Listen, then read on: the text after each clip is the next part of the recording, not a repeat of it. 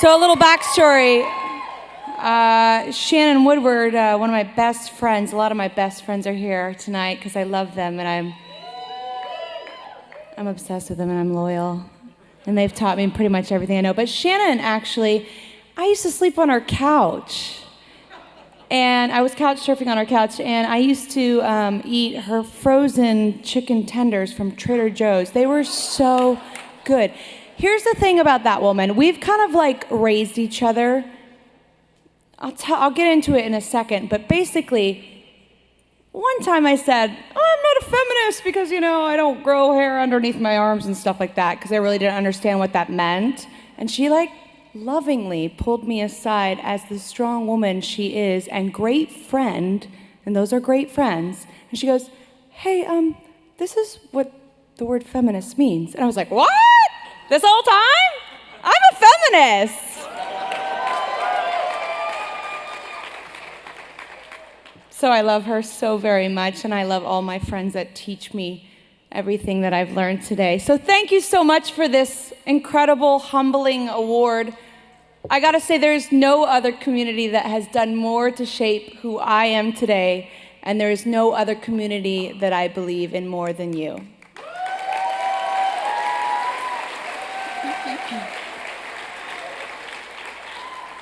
This community here tonight has achieved more progress toward a more perfect union in a short amount of time as any group in our history.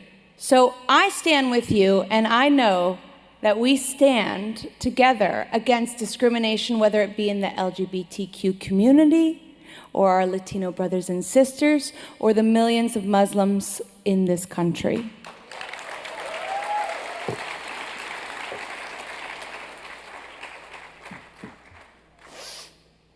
I'm just a singer-songwriter, honestly. I speak my truths and I paint my fantasies into these little bite-sized pop songs. For instance, I kissed a girl and I liked it. Truth be told, I did more than that. And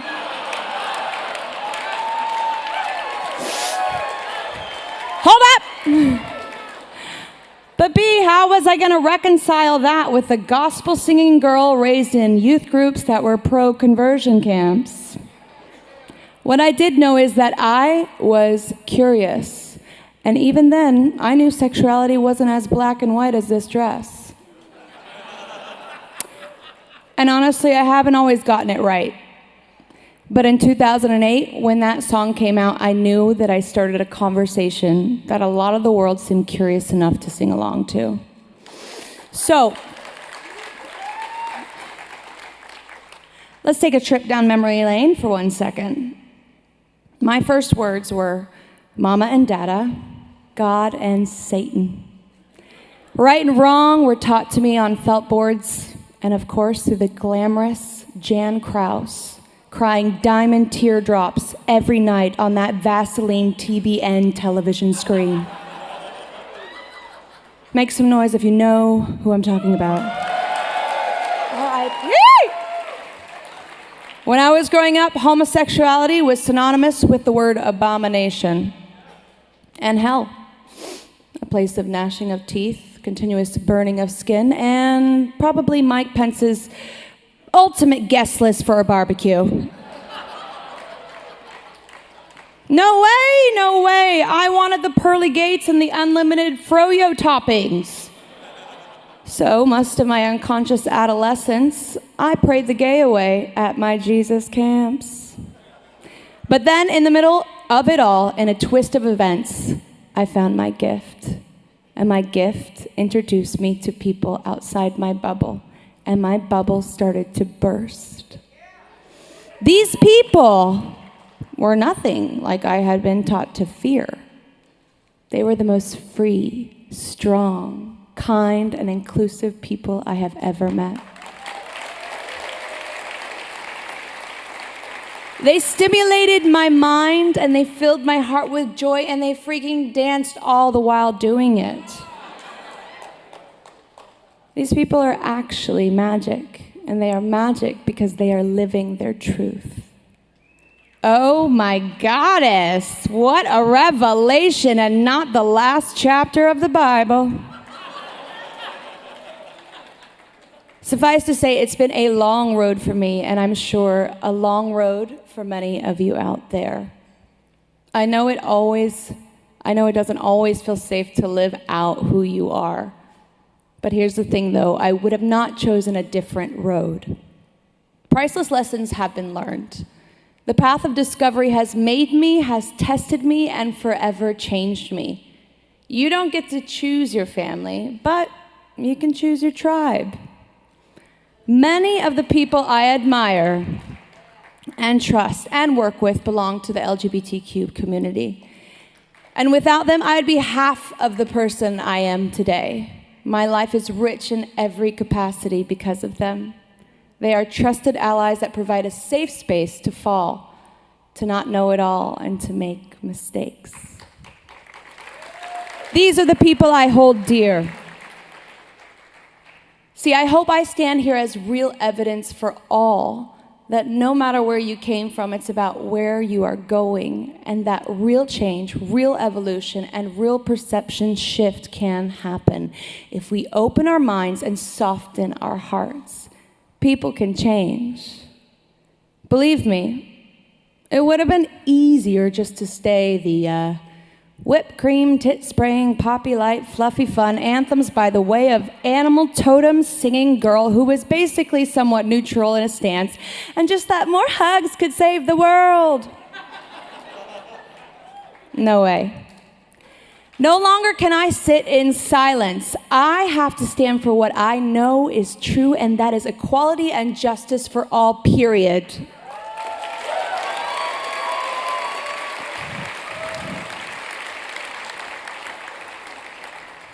That's why the HRC is so important, and I am so grateful for them being on the front lines every day, from civil union legislation to repealing Don't Ask, Don't Tell, to getting rid of DOMA at the Supreme Court, which paved the way for marriage equality across the country, and continuing to fight for trans equality amongst all things.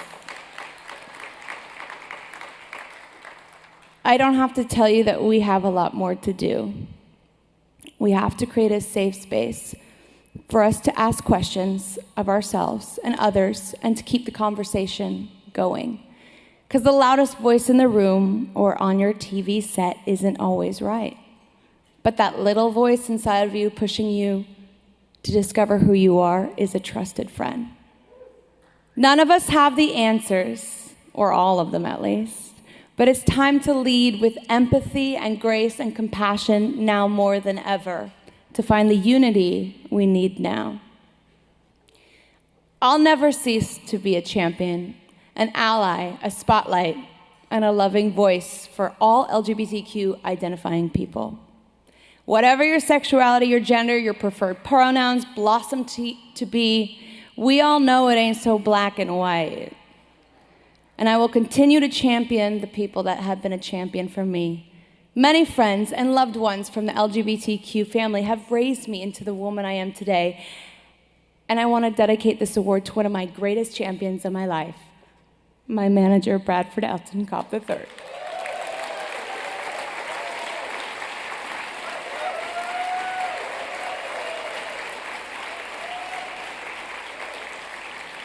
I think it's almost been like 15 years, because he believed in me before it all, secretly paying my rent for years and bringing me leftovers from Hamburger Scaries.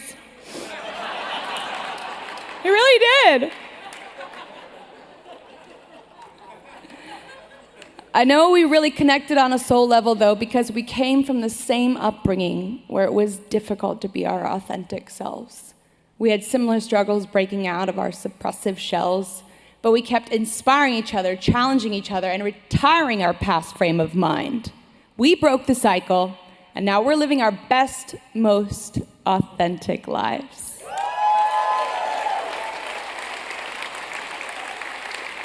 I love you, B. Cobb. There will be obstacles, but we all know everything good takes work. But we can't let our past get in the way of our brilliant future. These days, I get an incomparable high from finally knowing myself, and it feels more real than any story I was ever told on a felt board. It feels sparkly as fuck. And truth be told, I think a lot of that has to do with the magic that has rubbed off on me from all of you. Thank you so much.